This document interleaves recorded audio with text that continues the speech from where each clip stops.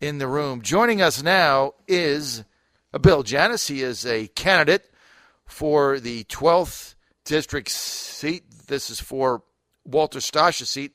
Stosch retiring at the end of 2015. There will most likely be a Republican primary, and the first candidates in, former House of Delegates member Bill Janis. Great to have you with us, Bill. Hey, thanks for having me on, John. I understand congratulations are in order for you. Not only are we hearing you here now in Richmond on AM 820, but I understand next month you're going to start broadcasting out of Roanoke on 102.5. So sounds like you're poised to conquer the Commonwealth. Well, we're trying hard, and we appreciate that plug because, Bill, as you know, we are shameless self-promoters here on the John Fredericks Show. We will be going to Roanoke 102.5 FM starting on February 1. Great to have you. Now, if you could, Bill, share with our audience what inspired you to run for state Senate now. I think like yourself and most of your audience, I've watched for the last 6 years while President Barack Obama has attempted to fundamentally transform America. And we've seen him attack the rule of law, the principle of individual liberty and constitutional limitations, a commitment to fiscal responsibility and budgetary restraints at all levels of government. These fundamental things that we know about from the Virginia Republican creed. Barack Obama has, over 6 years, systematically attacked those and tried to weaken and undermine them. After 6 years of failed policies that have only undermined our economy, he's now going to give a speech tomorrow night where he's going to double down and call for higher taxes and hiking the taxes on the wealthiest of Americans. I'm not sure how he's going to define that. So we've watched that at the national level. We're now in the second year of the Terry McAuliffe administration. And over the past year, we've seen Terry McAuliffe attempt to fundamentally transform the Commonwealth of Virginia in the very same way and to remake Virginia in his own progressive image and likeness. And so, I've watched last year when he made his priority an aggressive effort to expand Obamacare in Virginia through Medicaid. Watched him call for aggressive new gun control laws that will limit the rights of law-abiding Virginians to keep and bear arms. Watched him push systematically and aggressively for higher taxes to fuel the inexorable growth of government. And he's basically abandoned the sound stewardship of taxpayer dollars, and that's traditionally been the hallmark of Virginia's public finances. So, I think Virginia's just fine. We settled here, I lived here when I was in the Navy, and we settled here when I got out of the Navy, a long time ago. And I don't think Virginia needs to be fundamentally transformed, and that's why I'm running for the Senate, because, we're relatively safe this year because the Republicans hold a majority in the state Senate, and you've got a Republican majority in the House.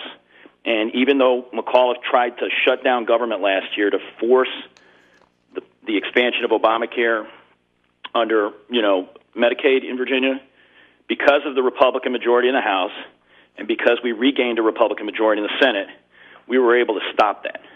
But every senator's up for re-election this year, and we're in a position now where the next senator from the 12th district has to be somebody who's ready to stand with the Senate Republicans and oppose that fundamental transformation of the state. The next senator's got to be ready, willing, and able to say no to Obamacare expansion in Virginia, no to further encroachments on our fundamental rights, and no to the inevitable expansion and growth of government.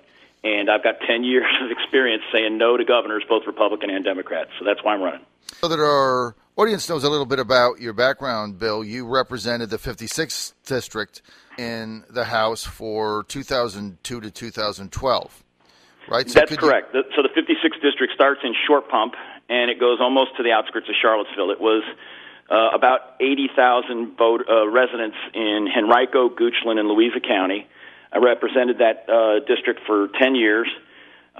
In my last year, I was elected by the Republicans in the House to be the majority whip, so that was a third-ranking leadership position in the House of Delegates. I served on the Militia, Police, and Public Safety Committee, Courts of Justice, and on the Commerce and Labor Committees. I served on a variety of others, education.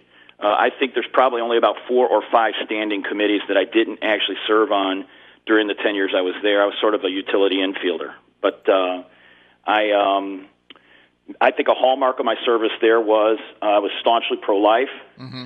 I was 100% on the Second Amendment. I'm a life member of the NRA myself. I'm a military veteran, Navy veteran, And I think I chaired the subcommittee for courts and for militia, police, and public safety on constitutional amendments.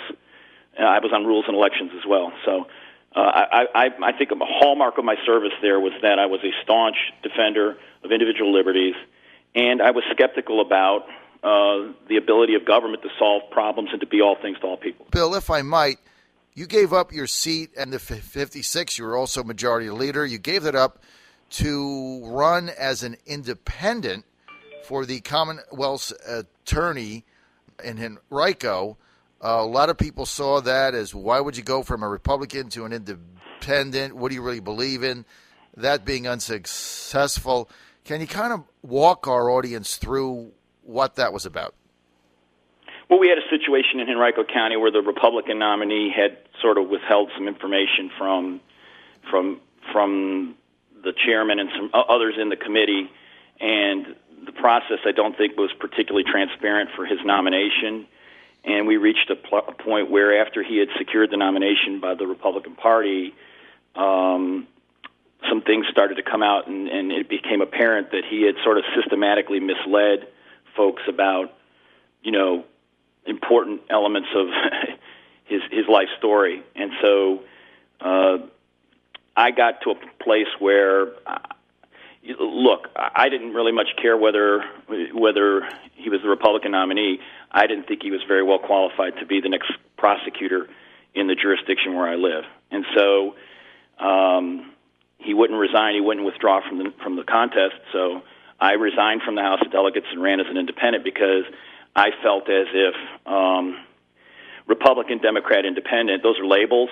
Mm-hmm. But when you're talking about the prosecutor, the Commonwealth's attorney, enjoys tremendous power, virtually unchecked power. He has lots of discretion, lots of authority to criminally prosecute people. And we had a situation where I did not feel that the person who had been nominated by the Republican Party was the right person for that job, and I felt like if he were elected, it would be reckless and irresponsible, it would be dangerous. And I will say that Ken Cuccinelli supported me when I ran as an independent. All of the elected Republicans in the Henrico delegation supported me as the independent candidate, because they were all aware that the person that we had nominated had some fundamental problems that rendered him, they thought, unqualified to be Commonwealth's attorney, and they were willing to support me as an independent. Looking back on the whole thing, Bill, you gave up your seat in the House and majority leader status to do that. You were unsuccessful. Looking back, if you could go back in time, would you do the same thing over again? Absolutely. I have no regrets whatsoever. I will qualify one thing. It's not my house. It's not my seat in the House of Delegates, and it never was my seat in the House of Delegates. I looked at my service in the House of Delegates as public service. And every 2 years when I had an election, I went back to the voters. I was opposed every single 2 years. The Democrats would run somebody against me every 2 years. And I looked at the election as an opportunity to go back to the voters in my district. And I see an election as like a job interview or a performance review, where you go to your employers, the voters that you represent, and you make the case for why your background, your education, your experience, your viewpoint on things, and your performance record make you the best qualified person to continue to work for them. And I will tell you, in a district that was suburban to rural, the last time I stood for re-election in 2009, I got 70% of the vote. Now, that district was not a 70% Republican district. Mm-hmm. I won every single precinct. I won precincts in my old district that were majority African American. But it's because my attitude towards public service in the House of Delegates was, you work for the voters, it's not the other way around. So it was not my seat, and I have no regrets whatsoever about doing it. In life, we're not called to be successful. We're called to be faithful. And I felt like I was remaining faithful to the principles that I believed in by running for the Commonwealth's attorney. Now, Bill, how do you win this race? Well, by hard work, basically hard work, shoe leather, and sweat equity. So, since we got in the race on Tuesday, we've been, Senator Stosh announced his retirement on Tuesday. We made the decision to go, and I announced on Wednesday over Thursday night, and I've been running ever since, calling people, talking to neighbors, friends, supporters. We've lined up, as of last night, 30 friends who are going to hold, meet and greets and get-togethers in their home where they'll invite their neighbors in. It's basically the same way I ran my first race, and I've run, and I've won, and I've run, and I've lost. Winning is better, but I've learned as many or more lessons from the elections that I've lost than the elections I've won.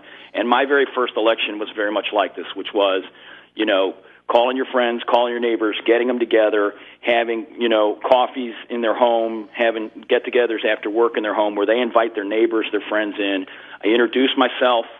I tell them a little bit about why I'm running for office, and then I answer their questions, and then I hopefully ask them for their support and for their vote. When somebody tells me, yeah, I'm voting for you, Bill, I put them down on a list, and we start calling them and asking them to get some friends and neighbors together as well. So it's each one, reach one.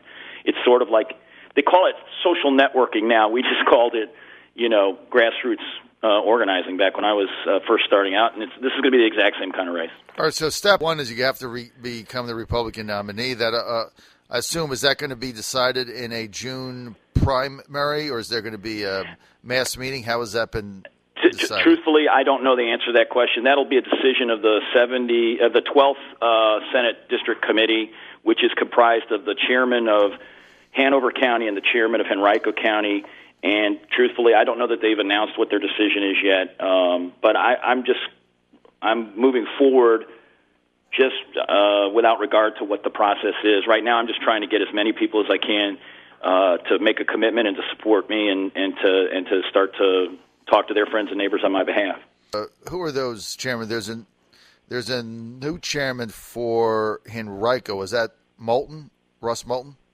No, Russ doesn't live in Henrico. The chairman in Henrico is Don Boswell. Don Boswell, okay. Former sheriff of the county. And the chairman in Hanover is someone named Nancy Russell. Bill, time got ahead of me. If people want to get involved or they want to get more information, where do they go? Hey, thanks. If you live in Hanover County, in Wilmington Parish, West Hanover, Farrington, Montpelier, Rockville, or South Anna precincts, or if you live in Henrico, anywhere west of Interstate 95 generally, or if you know people that live there, please contact us at www.billjanis.com. That's Janis, BILLJANIS.com. And we've got a website there. You can sign up for information. There's a little bit on my background. It talks about how I'm in a startup company right now. I was a Navy veteran for 11 years, served in submarines and destroyers at sea. There's a biography, and there's my statement that I released when I declared as a candidate on Wednesday.